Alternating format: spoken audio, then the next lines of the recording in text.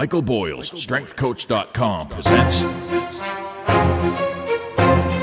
the Strength Coach Podcast, brought to you by Perform Better, the experts in functional training and rehabilitation. PerformBetter.com. All right, guys, welcome to another special episode of the Strength Coach Podcast. I'm here with Vince Gabriele, founder of Gabriele Fitness Performance and the Fitness Business University. We do a special episode every month, just kind of talking about business concepts, business secrets for gym owners.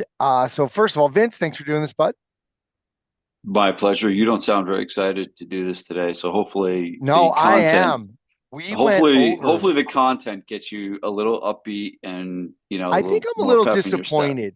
I'm a little disappointed that I wasn't able to go to Florida for. I really am, seriously, because I checked the flights. They were out of control. It's like middle of March. Nice job on that. Orlando. July 19th and 20th in Berkeley, beautiful Berkeley Heights, New Jersey. Nice. That's an easy. Nobody's going there. So the plane, the plane is fine. But you did your mastermind was Think and Grow Rich. And I told you last episode, I've really been on since December. I watched, some more stuff, and I got back into Bob Proctor, who was a big Napoleon Hill guy, and a little bit of Earl Nightingale. I know we're going to talk a little bit about that. Earl Nightingale was the one who really talked about we become what we think about most of the time. I really wanted to kind of get into that because I know I thought it was kind of a cool idea to have that Think and Grow Rich theme. So you got to give us an overview of just give me what did you guys do? How did you connect Think and Grow Rich to owning a gym? Yeah, it's so interesting how everything that's taught today, there's always an origin of everything, right? And the origin of honestly, the origin of most things is the Bible, right? If you really think about it, but the Think and Grow Rich was kind of the origin of the personal development or a success philosophy. So most of the things that are taught today are really formulated and put in a different wrapper on what Napoleon Hill did, because he lived in a time. It's if you think about who was alive during those times, it's absolutely incredible that these people were all alive at the same time, right? Mm-hmm. Henry Ford, John Rockefeller, Andrew Carnegie, Teddy Roosevelt, all these people were alive at the same time. And so this guy went around and talked to all these people, right? Now it's funny and interesting how sometimes, you can learn this stuff and learn a success philosophy and know the information. But a lot of people know a lot of this information and still aren't successful, right? And so really what we wanted to do is make it about action. How do you actually action this into your life as a business owner, as a family man, because it's really not just about business and money. Honestly, it's really just about living a better life. If you really think about it. So that was really the plan, is the book is great, but if you know a bunch of stuff about success, but you can't apply it to your life, it's completely useless. So that was really what we tried to do, is link it to, all right, this is a cool thing that was taught that he learned. All right, now how can we implement this into our business and our life to make everything better? So that's kind of what coming from you guys as well, it becomes this thing hey guys, we're doing the gym thing too. We have our gyms and we're going to take these principles and show you, because I think when you read something like that, or there's so much self-help stuff out there, right? But then you love the message, and then you get to that person's kind of plan of action, right? I'm not going to mention any names right now, but that I've kind of listened to a lot or whatever. And it's kind of it doesn't really, it's not something I feel like I want to do, or doesn't fit into the plan, where you guys are kind of making it a part of, hey, this is how we're doing it as gym owners. Here you go, guys. Here's the plan. Let's try this. So what did you guys do? Well, I just want to make this one point. Yeah. My book comes out next month for the Ultimate Guide to Small Group Personal Training, which I'm super excited about. So we'll talk about it next month, because I'll be mid in a launch. And I've had the really cool opportunity to really go back to my gym when it first started and think about like how we launched small group and how we got it rolling and then what we've done for the last 15 years. And I think a lot of, my early success as a coach was about what I did at my gym, right? I had success at my gym, right? And then I taught that stuff to other people. But now, like, as I fast forward and as I do this, I've been doing now 8 years running a mastermind and coaching 100+ people in the mastermind. Now there's like success stories from people that have taken this. So it's not like I'm not just resting my laurels on my own gym anymore. Yeah. There's a room full of people that are taking this stuff, applying it into their own business and having success. So, but one of the things that we teach a lot, and I don't talk a lot about externally, I don't talk a lot about it on my podcast, I don't talk a lot about here, but I'll brush on into it a little bit. And the reality is Tony Robbins has a quote, and I'm blanking on the exact quote. It'll come to me in 2 seconds as I talk through this. The number one chokehold on a business is the psychology of the owner, right? And mechanics and sales and marketing and operations is all great. But if that is the only thing that you focus on and you don't focus on the challenges that you're having in your own mind around what decisions you need to make, around what you need to do, it's really hard. And so one of the things we talk about a lot in the mastermind is mindset, right? And managing your mindset and managing your own confidence. And one of that, and this is a kind of a weird, touchy subject to talk about here, but is the voices in your head. Sure. And it's like no one wants to touch this. Yeah. Right? No one wants to touch this. And the scariest thing ever is they are actually coming out with things that can start to read your thoughts. That's scary, right? Really scary. So if you, and I don't want any part of that, right? Yeah. But if you think about it, it's like your thoughts determine your emotions, right? How you feel, right? And how you feel determines your actions, sure. Right? It kind of goes in that thing. So your thoughts are really, really important. And I think a lot of people don't know about them. And me being a crazy psycho person myself, I've done a lot of studying and a lot of learning and reading. And one of the most insightful things I ever learned was putting a name or a description around the different voices in your head, because it's not just one voice, right? And the first thing you understand is the voices in your head are not you. The thoughts that you have, the random thoughts that bubble up and pop up, they're not you. And if all of a sudden you think they're you, you're going to have a problem. And so I started the mastermind with this skit. And again, I had to give credit where credit is due. One of my favorite business books that no one has ever read and no one ever reads it, but I don't know why, is called The Entrepreneur's Guide to Getting Your Shit Together by John Carlton. It's an absolute phenomenal book. I mean, John's like so successful, he doesn't even care if anyone reads it or not, I don't think, right? But it's a really, really, really good book. And in the book, he talks about these 4 different voices in your head. And so I started the meeting talking about these 4 different voices. Okay, so here's the first voice, Ann. The first voice is your inner perfectionist bastard. Okay. Now, I probably don't even need to describe this, right? But the voice in your head that is your inner perfectionist, the one that needs everything to be perfect, the one that needs everything to be right all the time, the one that needs to know all the time, there's that voice. Okay. Then there's your inner brat, right? The child, the voice of a child. Right? You didn't adapt from your childhood. You still have that voice coming on, right? Mm-hmm. Then you have your inner wimp, the one that's freaking scared of everything all the time, right? Oh, don't know, I can't do it. I don't know, I can't open another gym. Oh my God, no, we're going to die. It's all going to go out, right? There's that voice, right? And then there's the inner caveman, the one that can't delay any gratification or anything like that, and just wants it now, and like, I gotta get it. We want a mansion and all that, whatever, right? And so you have these 4 different voices, and Carlton does an unbelievable job of explaining these different voices in your head.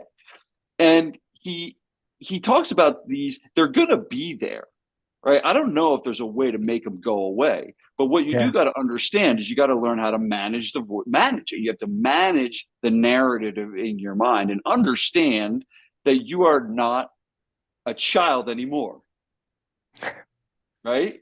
Yeah. And you're probably not a caveman, and you're not a wimp. As much as you tell yourself you're a wimp all the time, you're not a wimp. And so he has this analogy where you almost got to like imagine they're in your head, and they're bouncing around in your head, and there's this broom closet. He calls it a broom closet. And he's like, when they're getting really loud, what you do is you shuffle the voices over, and you actually imagine them as people, right? Like different people. And I actually have drawn my own characters. So I literally had an artist sketch my inner perfectionist. Yeah, I'll show it to you at one point. Right, it's amazing, right? And what he talks about, he's like, I feel like we could spend the whole podcast on this, right? But what he talks about is, when they're getting loud, and what you do is you shuffle, you usher them over to the broom closet, and then you close the door, and you're like, okay, now he calls it being the adult in the room. I'm the adult in the room. I'm the one that's left. Those voices are there, but they're kind of muffled. They're in the broom closet, and they're like trying to get out, right? So that's how we started it. And what I linked to after that, I described these voices, and what I linked to in my opener was talking about turbulence, because we were a lot of us flew there because we were in Orlando, right? And I asked them who had turbulence on the way there, and almost everybody raised their hand. And I was like, well, who's been on a plane that's had turbulence before where they've been a little bit scared? Every hand went up. Who's been on a plane where they had turbulence where they're like, this fucker's going down? And they start breathing in the bag, and they're like, oh my God, what's going on? Right? All the hands go up, right? Same, right? So let me tell you, there is based on statistics that I looked up, there is a 1 in 11 million chance. So you have to go on 11 million flights to get into a plane crash, right? This is even eerier. If you live to 100, you have 36,500 days on Earth. I couldn't believe it. I kept doing the calculation. Like, is this right? Is this right? Is this possible? I did 365 days times 100 is 36,500. I was like, that's it? That's all we got? If you take 11 million, right? 11 million. Yep. You divide that by 336,500, which is the amount of days you live at 100. You would have to live 301 lifetimes to 100 to potentially get into a plane crash. Those are the statistics. That's crazy. But there's a bump in the air, and we freak out. Yeah. And I think that's what happens with the voices. I think the voices are turbulence. We hear this voice, and there's this inner brat, and there's this inner wimp, and it's just like, and all of a sudden we start like, and what do you do when there's What is the healthy thing to do? Scream. The only thing you can do, because you have no control. Yeah. And the only thing you can do is relax. Yeah. And breathe. This is so crazy. I took a plane ride from California to Mexico. I was going to my old boss's future golf course. And it was 4 of us on the plane. And man, it was a small plane. Just 2 pilots, right? And we're going up and down. I'm like, holy, sign of the cross. Oh my God. Right? These 3 guys are reading Sports Illustrated. And all of a sudden I thought, this is ridiculous. These guys don't care. Relax. We landed in this tomato field. Anyway. So it's kind of similar when you started mentioning the inner, people in your brain. It's almost like it's cliche about like alcoholism or a problem. Once you realize you have the problem, right? Once you realize and you can identify So I kind of thought, hey, look, this is okay. Like you said, the only thing you can do is relax. Then you can do, you're in a seat, boom. I couldn't do anything. I kind of probably had that realization, but understanding it's funny as you were going through these names, kind of there really is this kind of nice realization about, wait a minute, here's the people in my brain. Okay, it's okay. We all got them. And now that you know, but you can control, right? How is that what you guys went into next? Like, was anybody asking Vince, how am I going to control it? I can't help it. I feel like I'm not good enough, or whatever. What was next with this identity after the identifying? Well, here's who doesn't freak out when there's turbulence. The pilot. Yeah. The pilot doesn't freak out. Yeah. Because one, the pilot knows this, because that pilot's been on a shit ton of flights, right? But also, what can the pilot do if there is turbulence? The pilot can take the plane and drive it somewhere else in the sky where there's not turbulence. You can't do that. You can't say, hey, pilot, can you move this plane a little bit? Like, you can't. The only thing you have to do is let go. That is the only thing that you can do to be able to relieve the head trash of the turbulence, is to breathe through it and let go. But we started to talk about, after that, we got into, we talked about being rich. And we kind of defined it. And I think a lot of people have turbulence in their head about being rich and what it really even means. And Napoleon Hill talked about that a lot of the people that he interviewed that were rich, the people that he did go and interview, the criteria was they had a lot of money. That was the only criteria. The criteria wasn't going around and finding the happiest people in the world to interview. Yeah. It was the richest people in the world. Yeah. And he did say, and I did a lot of research, and I was listening to like live recordings of him. He did say even a lot of the people that he interviewed did not have peace of mind or happiness. They had a lot of money, but they didn't have peace of mind or happiness. And he wrote a book later on in his life, very early. He died in 1970, and this book came out in 1967. And it's called Grow Rich with Peace of Mind. Because he realized that, yes, I am not saying you don't need money to have peace of mind. You need a certain level of wealth financially to have peace of mind. If you're trying to figure out how to pay your electric bill, you will not have peace of mind. So I'm not saying that, oh, just relax and be happy. Everything's going to be fine. No, you have to get to that point where Hill calls you have sufficient money, right? You have enough money to live the life that you want. You have enough money to know that if shit hits the fan, that you're able to get out of a situation. You have enough money if someone comes to you and they need help, you can help them, right? So it's and how you define sufficient money is also really individualized. I don't want to get into it today, but I gave 4 different levels of sufficient money. But we talked about the concept of being rich, and it is more than money, right? It is more than money. Tell me the person that has a lot of money that doesn't have their health. What would that person pay to get their health back? Everything they've got. Yep. I believe everything they've got. I believe Steve Jobs, when he had pancreatic cancer, would have given every dime he had to try and keep living. Sure. Right. And so it's like, I believe that money is important. I'm not saying that at all. But part of being rich is having your health. Part of being rich is having good relationships. Like, are you really rich if you come home and you're fighting with everyone in your house all the time? Like, are you rich? Like, you're not. Like, and so I think a lot of times people equate rich to accumulating a lot of wealth, and that actually is the technical definition. But what Hill talked is, we want to get rich, but we want to be able to have peace of mind. And he unpacked these criteria. That is 3 of them, right? Health, sufficient money, your good relationships. Another one is freedom from fear. If you're freaking afraid of everything all the time, like, are you really rich? You're not rich or poor because you're afraid of everything all the time. That's not a life anyone wants to live, right? And so a lot of it was, this whole Think and Grow Rich philosophy is like, oh, it's all about money, and it is, right? It is. But what I learned in digging deep into the research is that, hey, let's get rich and have peace of mind. and do the things that we need to do to get there. So that was like kind of how I linked it all. That's how I opened the mastermind with those. I know, it's like, whoa. It's heavy. Who did the skit? I mean, did you have 4 characters or?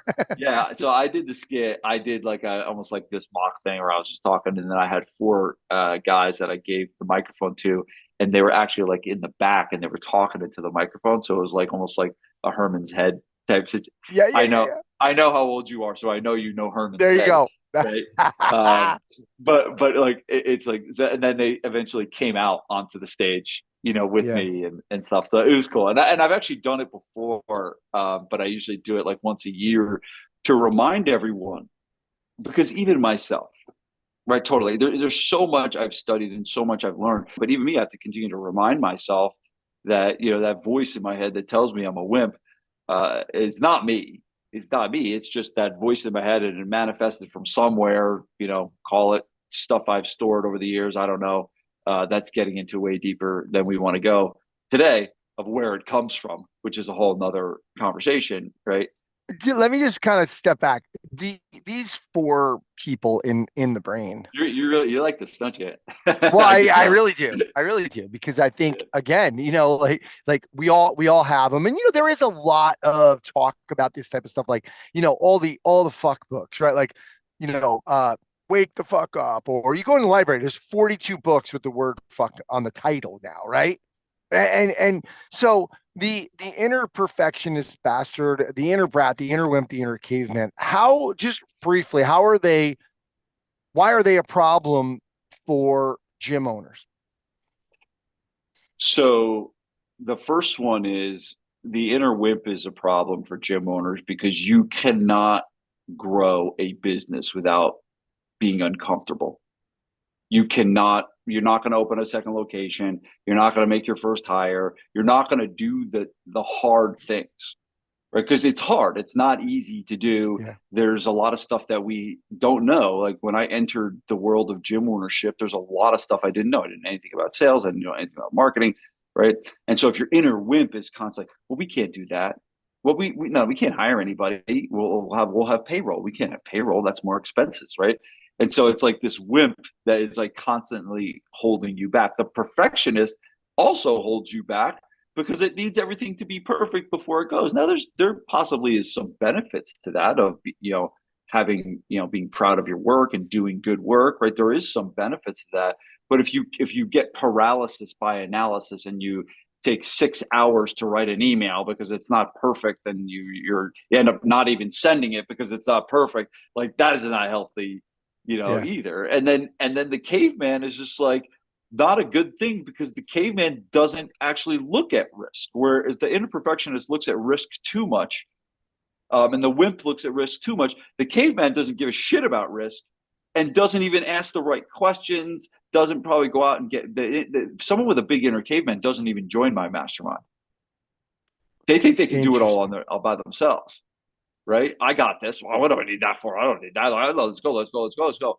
And those are the people that are almost like they self-destruct, because that inner caveman is just so loud. They think they're invincible. So there's an I want to keep on this for a minute. So because this is good. I even wrote down John Carlton book, Entrepreneur Guide to Getting Your Shit Together. It's an amazing book. There's 2 versions of it, volume 1 and volume 2. Get both. If you order, get both. Okay. He's absolutely amazing. So you just kind of brought up a point without telling us earlier. A lot of times one is stronger than the other. Is that part of your process? Well, let's call it the healing process, is like recognizing which ones are bigger and stronger and taking over. I think everyone's got one that's the loudest, right? That's my kind of personal opinion, is that we got them all, but there's some people that don't have a loud inner wimp, and there's some people that don't have a loud inner caveman. My theory on it, and this is just my theory is everyone's got one of those voices that's the loudest in the room. And that's your growth area, right? That's your area for growth. So for me, it's the inner perfectionist bastard, right? It is the complete loudest one in my head. I don't have a really loud inner caveman. I got a really loud inner perfectionist bastard. And that's something I personally have to work on and manage. Yeah.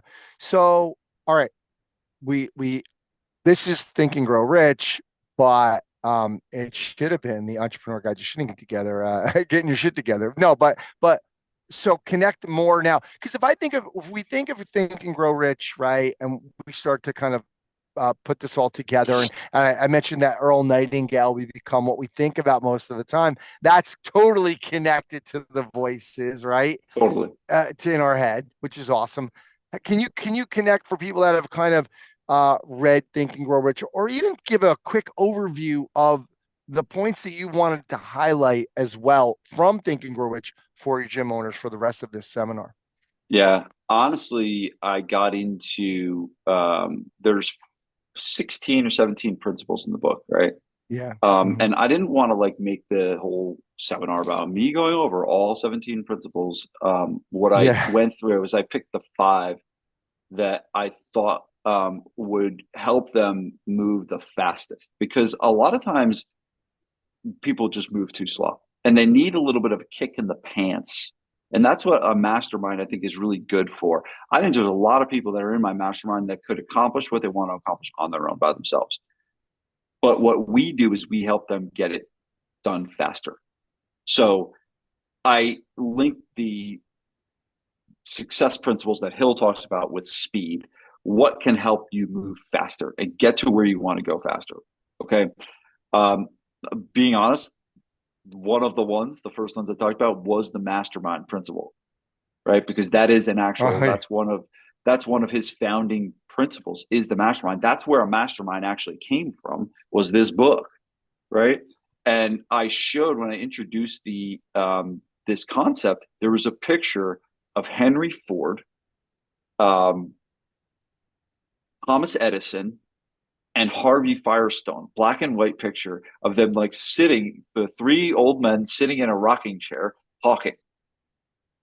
And that was a mastermind way back in the day. Like, can you imagine? Like, and then I showed Bill Gates and Warren Buffett are very, very good friends. And I showed a picture of Bill Gates and Buffett sitting together on a plane. Like, what would you pay to listen to that conversation? It's just like unbelievable, right? And so the point of a mastermind is you equate it to like it's a battery. And when you put 2 batteries together, you'll get more power from a single battery. If you put 4 batteries together, you'll get more power than 2 batteries.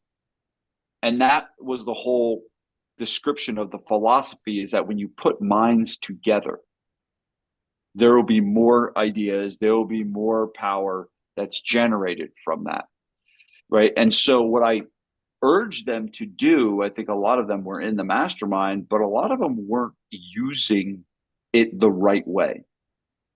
And what I pushed them to do was, hey, make the calls to the other people in this group. Like, go create relationships. I mean, one of my really good, I mean, you and I technically met not at a mastermind, right? But we met at a seminar way back in the day, right? And we've been friends ever since. Yeah. You know, and I think that I really value our friendship, and I think that we both have benefited from it tremendously. Sure. Right. And you reached out. You initiated that before we went, because you knew I was going to be there. You said, hey, you were famous, so I wanted to hang around. So, you said, hey, let's get together. Right, let's get together. So we both lived in like an hour from each other, but we had to meet in California. Right. So, right. So I think, you did initiate that. Yeah. And so that's one of them, is to, use the mastermind to its fullest. I also talked about there's different types of masterminds. Like, you have a mastermind with your spouse, right? That's like a really, really important relationship. That's a mastermind relationship between you and your spouse. I mean, just this morning before I got on this podcast, I'm considering making a hire. And I don't do anything without talking to Vanessa. I don't make any big moves without talking to Vanessa. And it's not that I want her approval or anything like that, but I value her opinion. And I value the way she thinks about things, because it's very different than the way I think about things. And there's a lot of times she'll bring insights to things, and she doesn't have a business background, but that doesn't matter. She has a sixth sense that I don't have. And so I leverage that relationship. So I talked about all these different relationships. Obviously, there's relationships, with their peers. There's relationships with your advisors. Like, so I'm technically an advisor or a coach to them, right? And so it's there. What do they get out of that, and how do they leverage that? So that was kind of one of the principles how we related it. One of the other ones was planning. Hill talks a lot about planning and making plans. And one of the most useful resources that I've ever created for the mastermind was the daily planner. And I think I've talked about this before, maybe on this podcast, but every mastermind, they get a booklet that's got, 100 blank sheets in it for them to fill out a plan for their day. And so I went through the different types of plans they need to have. You need a daily plan, and you got to fill that out the night before. So you should not go to sleep without filling out your daily planner. You need to plan for how to have a successful day. You need a weekly plan. What does your week look like? Are you batching your work? A lot of times, and I've struggled with this. It's like a lot of times it's like you go and you do a session, and then you do a consult, and then you do another session, and then you make a phone call to a joint venture. And it's just like you don't get into any groove or rhythm with your work because you haven't thought about how to structure your week in a productive way, right? So there needs to be a weekly plan, okay? And then there needs to be an annual plan. Where do you want to be in a year? Where do you want your business to be in a year? How much money do you want to make? How much profit? How many clients do you need to get there? What are the goals that your business has? And so you have to have some kind of a plan. But it's funny. I've been tuning into the Mike Tyson fight. I forgot the guy he's fighting, but Mike Paul. Tyson. Yeah, Mike Tyson's fighting this guy Jake Paul, and I'm loving the dude. I've never seen Jake Paul fight or anything like that. I never even heard of Jake Paul. So, but I'm watching some videos of Tyson now. Dude, not a shot. Get me away from that guy. No way. If you're my age, okay, and you grew up with watching in the 80s, I remember where I was when Mike Tyson lost to Buster Douglas. I was so upset. I was up in Albany. Anyway. Terrifying. Yeah, I mean, we all tuned in to boxing because this guy was knocking everybody out in the first. He was so mean. I swear to God, I was working in Manhattan. I was running a bar in Times Square called The Whiskey. And I heard Tyson was staying at the W. I cannot tell you. This is 2001 or 2. I'm so scared. I'm like, please don't let him come in with his group in here. Because what do you do? What can you do? Mike Tyson's going to beat up. There's a picture of him at 18 years old and a picture of Jake Paul at 18 years old. Jake Paul looks like this little surfer dude. Now, yeah. Jake Paul kicked my ass, so I'm not saying that, right? But and Tyson's neck is as thick as a tire. It's just I've never seen a neck like that before. But it's just he is a terrifying person. No, terrifying. Totally. I don't care how old he is. I'm just working on my sprinting to stay away from that dude. He's nuts. Oh man, yeah. That's the training. That's where I want my inner Wimp to be really loud. That says, "Get away, run away, run away."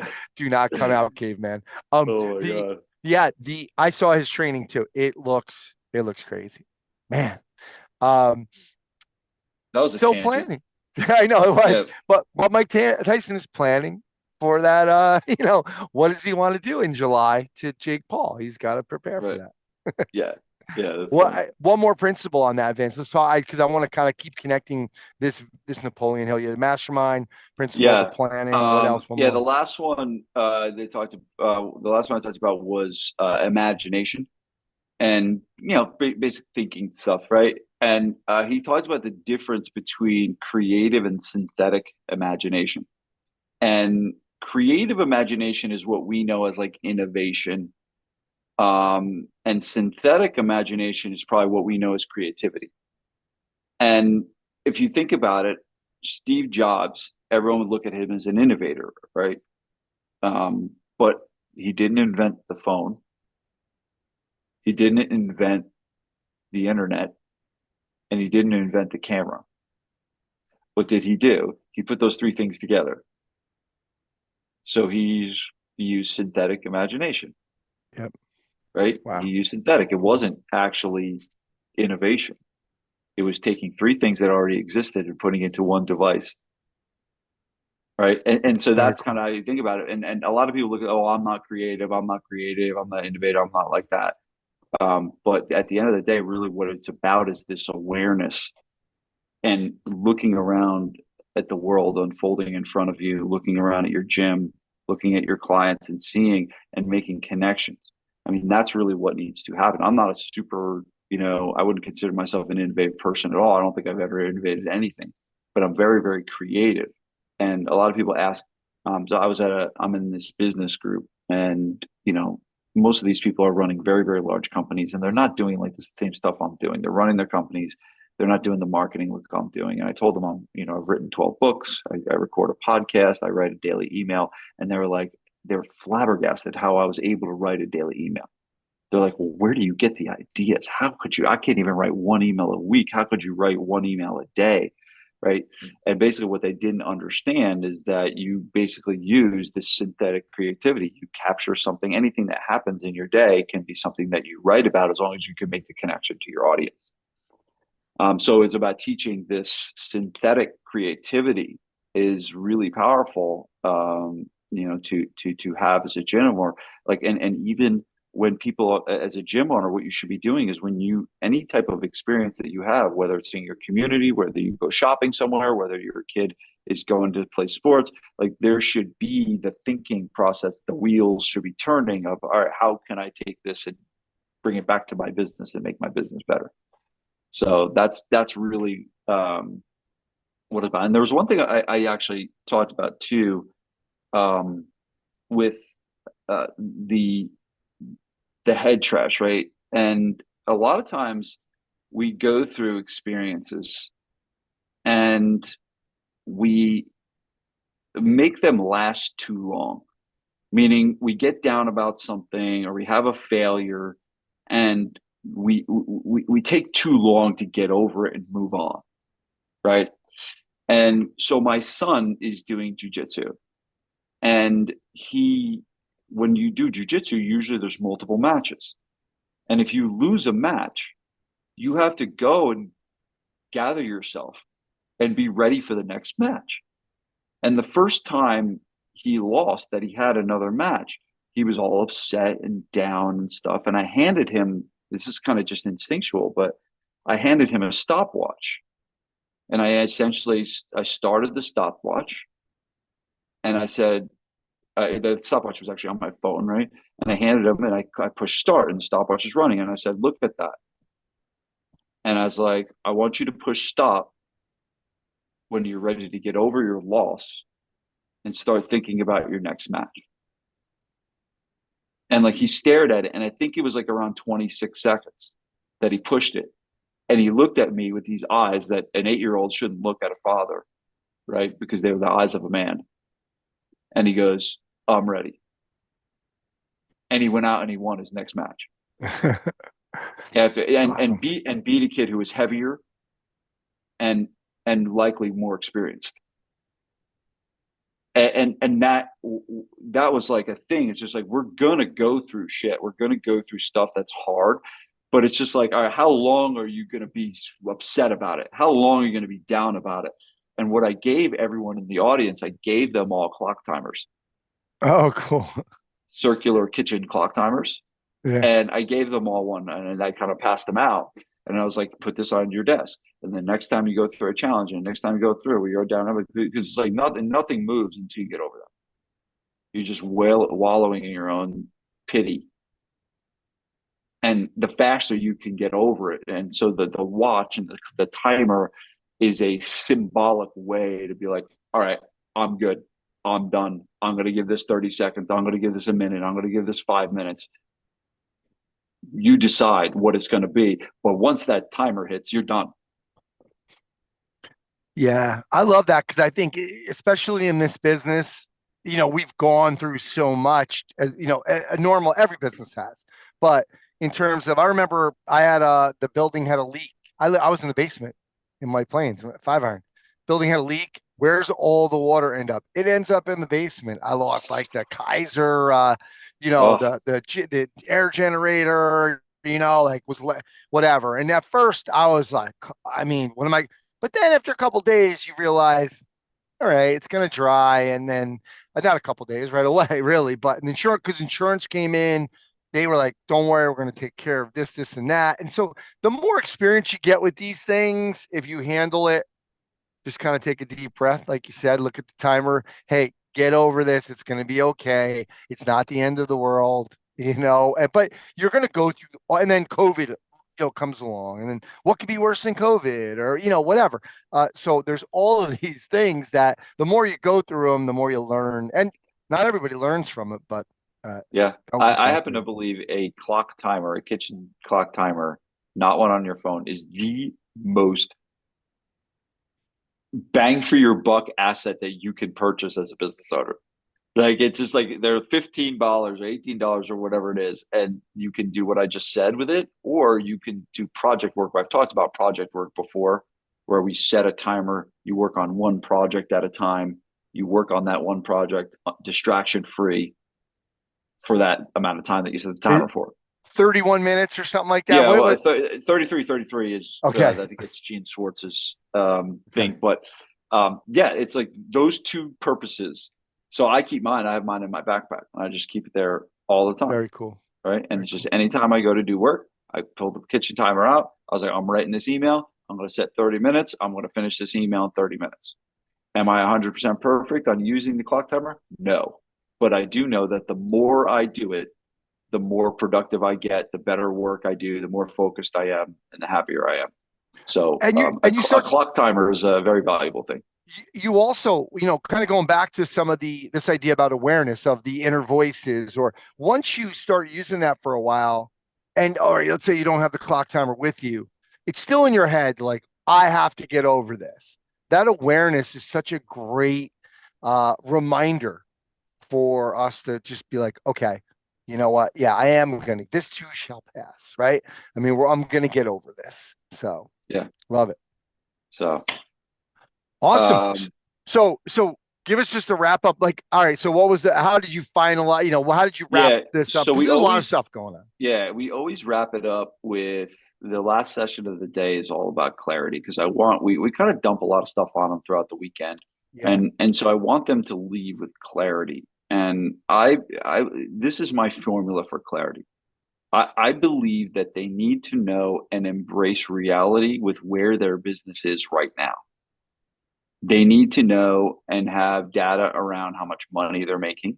They need to know and have data around how much profit is being had from that. They need to understand and know what their payroll is relative to revenue.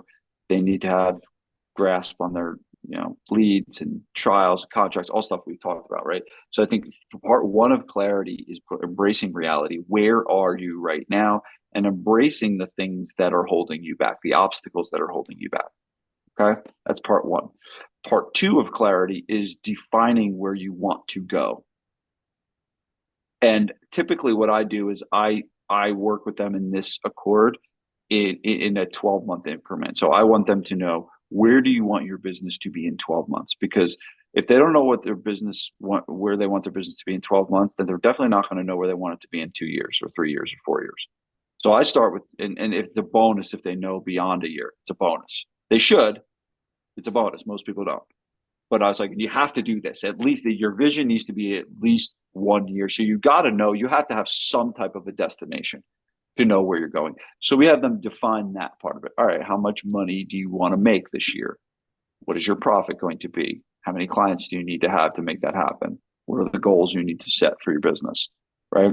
And so we define that. That's the second piece of clarity. And the last piece is what they need to focus on right now. The question is, what's most important right now? Because we dump a lot of stuff on them throughout the meeting. They got to condense all that and be like, all right, what do I actually need to work on right now? Some of this stuff is good, but some of the stuff is more actionable down the road. And so we have them leave with the 5 things that they're going to focus on over the next quarter and decide that. And so they leave like, all right, where are we? Where am I? They leave with, where am I going? And they leave with, what do I need to focus on right now? And then they feel really good, walking out of there, because there's some clarity around that. And we do it together, right? So they get into groups and they tell each other what they're going to do and stuff like that. So it's more of a group, there's energy, from the exercise in the group. So yeah, it's fun. They're really great. I love these meetings, and the benefit. I mean, I'm like, selfishly, I get so much value because I get to teach this stuff, and I learn so much when I have to teach. So I taught for throughout the 2 days, like for 12 hours, right? And so it's just like I got a lot to do, but I mean, the amount of prep that went into it, and the amount of reading I had to do, and the amount of listening I had to do to get ready and to find ways to condense it. And it's weird. So the turbulence thing came to me. This is actually a funny story. So the turbulence, I'm constantly thinking about it, right? I'm constantly thinking about, all right, how do I take all this stuff and condense it down to memorable things that they can take and carry with them? Because memorable is portable. I can't just dump a bunch of information on it. I got to find ways that they can remember it. And I'm running every Sunday. I run to my mom's house. It's 4.3 miles. Okay. And I try to break my time every time. Every time I try to go a little bit faster, even if it's just 2 seconds, just a little bit faster. Right? So that's my Sunday thing. And I'm running and I'm listening to Pink because I love Pink, because Vanessa loves Pink. Right. And a song comes on that Pink sings called Turbulence. And I'm just like, holy shit. And it just came to me, and it linked the whole thing together. This was 5 days before the mastermind. It just came to me, right? But that is using what? Synthetic imagination, right? There you go. Right? It's like, it's all works, together. But that's how I got the whole. I didn't read Turbulence anywhere. I didn't read about that. I just got it from the song, and then that was the. So it's important that when we teach this stuff to the guys in the group, that we can teach it in a way that they can carry it with them, because otherwise that's when everything fades, right? You hear people going to seminars, and it's like, yeah, I went to seminar, I was excited for 2 days, and then all of a sudden it faded away because there was nothing that was given them that stuck that they could remember. They will remember Turbulence forever, right? They will remember Turbulence forever because every time they get on a plane, they'll think about that speech. Yeah, I love that you kind of, what's the action steps? And I love that you go over it with the group, because they're going to see that group in July again. They're going to see those people, and they're going to have to be like, not answer to them, but hey, Vince, you said you were going to go and do A, B, and C. How'd that go? Right? You know what I mean? And so I love that accountability within the groups, within the big group, within, kind of the teachers and instructors that you have. It's pretty cool. Yep. So I know you're going to come to the next meeting. I got you down. I already have you on the guest list. Nice. I recorded about a 15-minute video that describes the mastermind, where I kind of talk through it. And if anyone listening to this is interested in kind of like what we do in the group and what you get, stuff like that, I'll send you this link, but it's just vincegabriel.com/SPF-mastermind. We'll put the link in the show notes, but vincegabriel.com/SPF-mastermind. And that has a video where I kind of unpack everything. So if anyone kind of listens to this today and they were like, oh, I need to get into a group like this. I need people around me like this that, I want to learn this type of stuff. I want to be around other successful people. We have guest passes that you can purchase to come to our next meeting in July. And so just, you can apply through the link that I just said. And, hopefully we'll see someone that listened to this podcast that it resonated at our July meeting in New Jersey. But I know you're going to be there. So very cool. I'm planning on going. I really am. Jersey, man. I'm close to New York, and I could take a quick ride down there if I have to, or a flight is easy. So Vince, thanks for doing this, brother. And we'll talk to you next time. Thanks, Ant.